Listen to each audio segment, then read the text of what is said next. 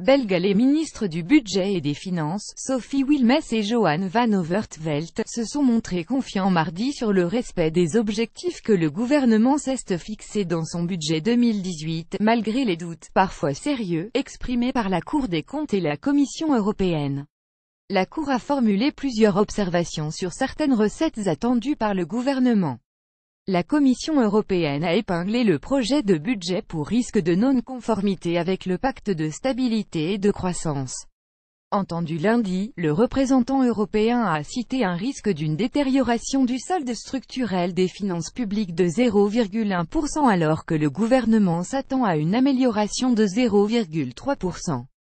Les années passées, les avertissements européens étaient comparables mais la Belgique s'en est mieux tirée que prévu, a fait remarquer Madame Wilmès-Mister en commission des finances de la Chambre, citant notamment un taux de croissance en hausse 1,3% attendu par la Commission pour 2017 alors qu'il est actuellement question des 1,7%.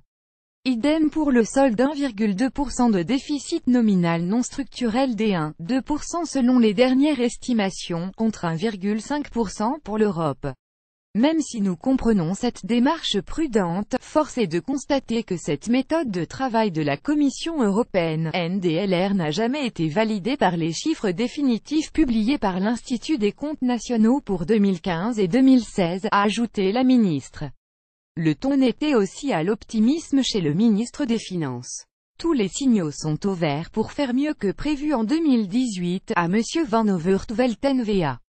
Le gouvernement s'est accordé sur une réforme de l'impôt des sociétés censée être neutre budgétairement. Cette neutralité est sujette à caution. Une étude de la Banque nationale sur l'ensemble de la réforme est attendue le 5 ou 6 décembre. Un monitoring minutieux sera mis en place. M. Van Overtvelt a toutefois rappelé l'importance qu'il y avait à prendre des mesures dans un environnement européen de concurrence fiscale exacerbée entre les États.